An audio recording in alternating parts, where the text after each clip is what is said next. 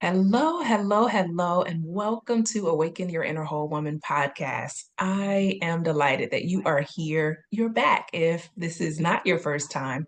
And if this is your first time, I know it's not by chance that our paths have crossed at this time and at this season in our lives.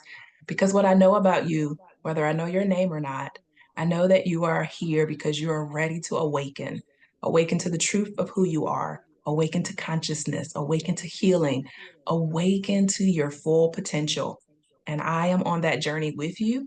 So I want to welcome you into this space, welcoming to you into this moment. And today I am not alone, and I'm going to welcome our special guest, a friend, a colleague who I have had the pleasure to get to know. Wow, it's been Latasha, 9 years. It's been 9 years in this. And so, if you will, Latasha Matthews is joining me today. We're going to have a serious but fun conversation about the act of saying yes to well-being. Latasha, introduce yourself. Let us know who you are. Yes, yes. Thank you for having me, Natalie. Hello to everyone who's listening in. I am Latasha Matthews. I'm a licensed professional counselor. I do all things in the mental health space. I am a corporate wellness advocate. I do more corporate training for women in leadership. And I am just here to share my journey. I'll keep it brief about who I am and get into the experience that I've had. Yes. And I think, I mean, as we talk, obviously, we're going to learn so much more about you. I have had the privilege to have a backseat ride on the journey as you have evolved and you've grown. And I am just delighted that so many other people, so many other women who are listening will get to come into our conversations as we have them. And so the act of saying yes, my thought first is that there must have been some things in life that had you get to the point to say yes, because I know we can oftentimes not make that a priority. So, share a little bit about how you have evolved over the last few years. Maybe that includes some challenges that you've had to overcome that you personally have had to say yes to your well being. Yes, I'll start with that. Um, so, um, so the evolution of this active yes, it started with me really focusing on saying no. For those who may be listening and know me, probably about 8 or 9 years ago, I decided to take this journey on learning how to set healthy boundaries. And that came from some work that I did with a therapist that really taught me the importance of saying no. And so I went on this journey to really begin to use my voice to say no often about lots of things, and really found as I grew and evolved that I was great at saying no, but I didn't have a lot of clarity on what was important enough for me to go after to say yes. And so that journey came from eventually identifying that, Tasha, you don't need to say no to everything. You really need to be sure about what's most important to you in life that you really want to fight for and that you can say yes to. And so I'll pause there because that came with, as Natalie said, lots of challenges, lots of things that I had to really die to as far as my business and then my personal life. One area I'll share is just the aging process. The aging process will really have you sit and reflect on what's most important in life. Because as we age, we start to think of mortality. We start to think about things that we have maybe been fearful of doing. And then I began to redefine, okay, well, um, not from a fear perspective, okay, I'm running out of time, but I've been doing some things that perhaps society told me that it was important to do as far as career, as far as relationships. And then I had to really pause and say, well, what do I really want to do? Wow. And I love that. I mean, I think your shift, as I heard you describe it, was not so much focused on the no, but focused more on the yes. And I think as you were speaking, I remember conversations we've had, and one of them was around the pandemic time frame where you started saying, I want to say yes to some more stuff. I want to live. Do you recall moments in this journey that really solidified the yes? Yes. So during the pandemic, I remember one of the big pivotal moments was my hair journey. Right, that was one that I think people evolve into making some decisions, but there was a time where I felt that I had more definition regarding my hair. Now, my hair wasn't all the way down my back, but I wanted it styled a certain way. And I didn't realize that even with short hair, I was in bondage to it. I needed to go to the shop every couple of weeks. I wanted it very straight. I needed to be crisp. I would do all the styles and all the colors and all of the things. And then we didn't have an opportunity to do that anymore. So all the things that mattered prior to the pandemic, it was taken away, and you really start to recognize. For me, some of these things became um, ritualistic idols, where I continued to do the same pattern over and over again because it gave me some um, gratification. And then I found that it wasn't a need anymore. And I began to say, okay, well, I don't need that anymore. And so I, transitioned it into a natural style, just something that was more freeing, cut the short hair shorter, and have just been on my journey ever since. But sometimes we don't realize how many things that we hold close to our heart, um, not for any sentimental value, but just because we have a fear of saying yes to something new. Right. I love that you said that because saying yes could bring up things for us, right? Fear, resistance, uncertainty, all of that. And as you described that, I just thought about how many listeners are in that space, right? It's like if I say yes, then that means. And so your hair was a great example of that because many of us hold so much value with our hair, but you were willing to let it go. And so the yes is about letting go, letting go. Yeah. And then if I would add anything to the yes is also not defining what the no was. I think a lot of times we feel if we say yes, everything before the yes was a lie. Mm. No, it was truth for that time. It doesn't mean that that wasn't valuable. It just isn't serving you anymore. And so I do believe that we don't have to be this or that. We live in a duality. It's this and that. And so I had to offer myself that that worked for that season, but where I'm going, it doesn't serve me for this season. Wow. I love that. I love that. That evolution, right? About each season, I am a different version of who I am. So understanding it and knowing that. And as you said that too, I thought about as you're saying yes, it sounds more empowering. Once you're able to get past the fear, the uncertainty, it sounds empowering. And I would love to for you to share how empowering that has been for you. And then even for those that you're teaching and helping to say yes to their well-being. Yes, yes. And so the hair example is, a great example of me, being forced into a decision. I would say it was the pandemic, and I'm sure I would have got to that evolution, but the pandemic was the road I took to get there. Um, Other times I've really had to say yes is really to my physical well-being, making decisions with medical doctors and changing course, and knowing that I want to see something different in the future. And so it is scary and empowering at the same time to be able to move forward in a different decision. So I don't want to act like there's not this, oh my gosh, I'm making a different decision, involved in making the decision, but it can bring a level of peace and clarity when you made the choice and not allow someone make the choice for you. So definitely very empowering when I am working with women or my clients. And you say this often, and I think I say this often as well. You get to choose.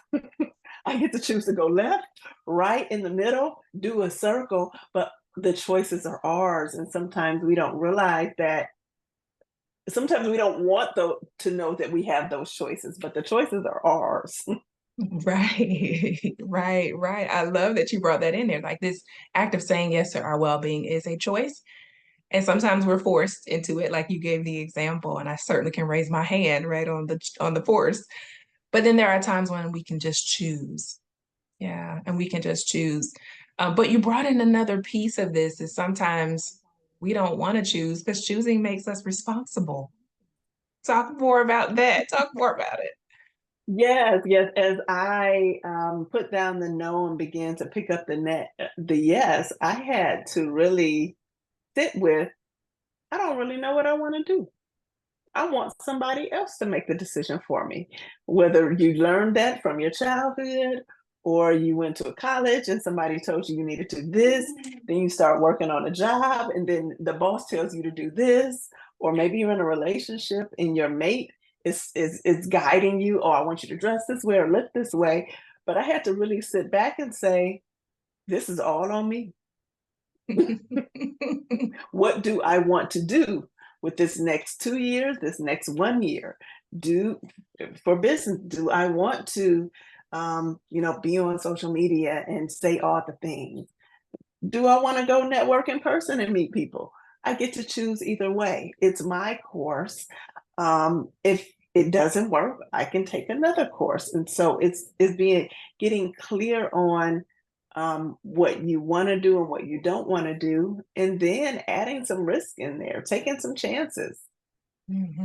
Right. I love that you brought that up because I'm just tickled at my own journey of that evolution of not wanting to be responsible. And then how I hear it now and in others, right? And everybody's in their own space as you're growing. So don't feel bad if you're not there. But the other person that I think we blame or we want to put responsibility on that you didn't say was God. And I hear it so, God hadn't told me, or I'm not sure. No, choose. This power of saying yes to our well-being is about activating the power of choice and choosing it each and every day, waking up saying, I choose it, I choose it, I choose it. So, what would you say to someone who's struggling to say yes to their well-being?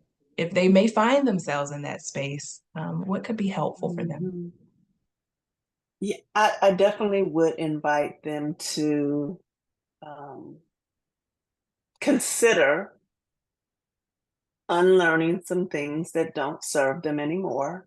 As you brought up the conversation about God, I know that's a really difficult ask for someone who has been um, religiously following God in a certain way.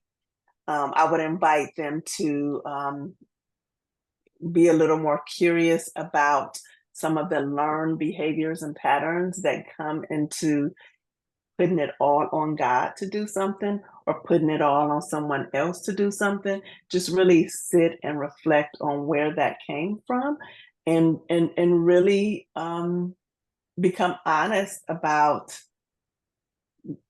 it. So that's a process. It's reflecting and noticing that this may not be the thought that gets me to where I'm going next.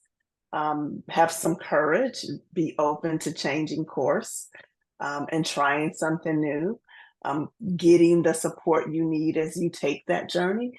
Sometimes we want to do it alone, and this is not a alone job at times. It's a collaborative community experience. And then embrace the unknown as much as possible.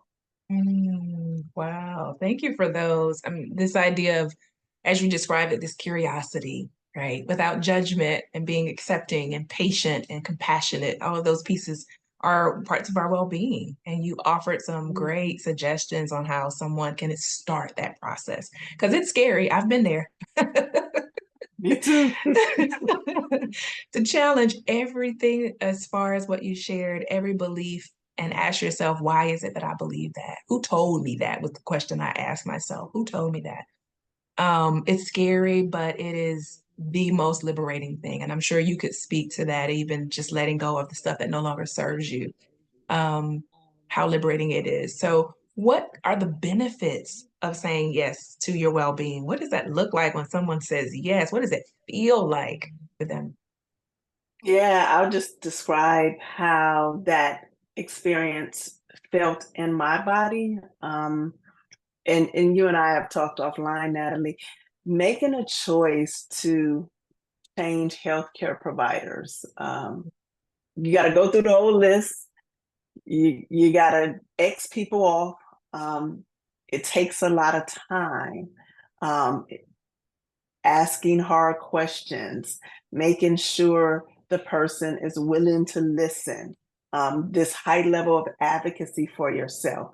But once you've done it, it feels so freeing because at this point, you can't blame anyone. Even if it wasn't the best choice, it's the most informed choice that you need to make the next decision. And so for me, as I go to my new provider, I feel like I chose her.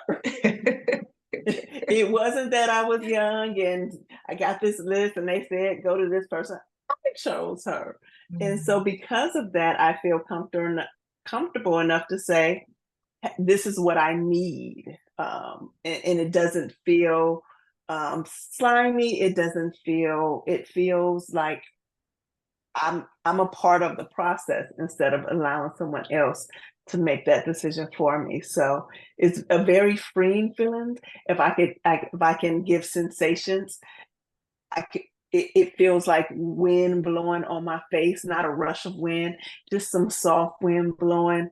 The sun not shining, beaming down, but it's just, when you step outside and it's not too hot, not too cold, but you can feel the sun, you can feel all of the outside elements. That's what saying yes and meaning it feels to me. Ooh, I love the imagery that you provided, right? To explain what that feels like, because sometimes we still question, like, is this it? Am I doing the right thing? But when you describe those analogies, I know for listeners, you probably are like, okay, I can have a sense of what it means to say yes, and I can know the benefits of it. Like, I feel like I had a choice and I chose what I wanted because I know what I need, which was a thing you talked about earlier. When we say yes to our well being, it's knowing what you need and Mhm. being an advocate for whatever that is to get that. I'm so excited for you, Latasha, and just being able to see this journey unfold and you're saying yes to your well being and all that you have to offer the world. Tell us more about the work because I know we have private practices and we've moved and transitioned in many ways there. You've stepped more into the corporate space. Just speak a little bit about the work that you're doing. Yes, yes. Because my practice have always worked with high achieving women in corporate spaces that struggle with when to say no and when to say yes. I have done a slight pivot. I still see clients, but I work with women, helping them harness this act of well being, this act of yes.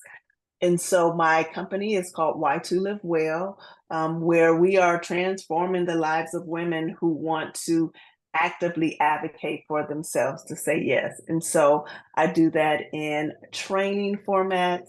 I speak with women in groups and individuals that are corporate leaders that just struggle with this image that is portrayed for women to have to be a certain way in this space, to have to work all the hours, to make all the decisions without having a community to support them. And so Oh, I'm so excited for that shift.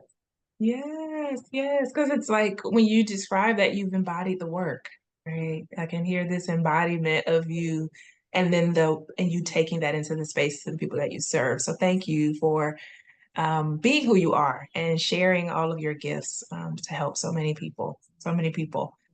We're coming close to the end of time. I would love for you if you could leave a message of sorts to anyone who is listening and they're in this space of saying yes to their well-being. What would you want them to know at this point? I would want anyone who's listening to know that um, saying yes, saying no without considering yes really does your wellness journey a disservice. The second part of setting a healthy boundary is knowing what you need for your yes. And so, as we talked earlier, stay in the middle is the duality of it. Think about this and that, and not just one area. Thank you. Thank you for that. Thank you for that. So take one nugget, two nuggets, or all of it as you are listening to this podcast and seeing what you can do to implement something that was spoken today. Because it's not just about the information, it's about the application. And your transformation is a part of the application of this. So, Latasha, please tell the listeners how they can stay connected with you. If you have anything coming up that they could be a part of, please share. Yes, you can find me on y2livewell.com or tmatspeaks or latashamatthews.com. Right now, I am just living out my act of yes.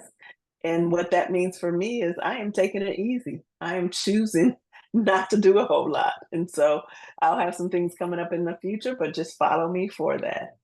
Yes, yes, yes. Thank you. Thank you again for being here.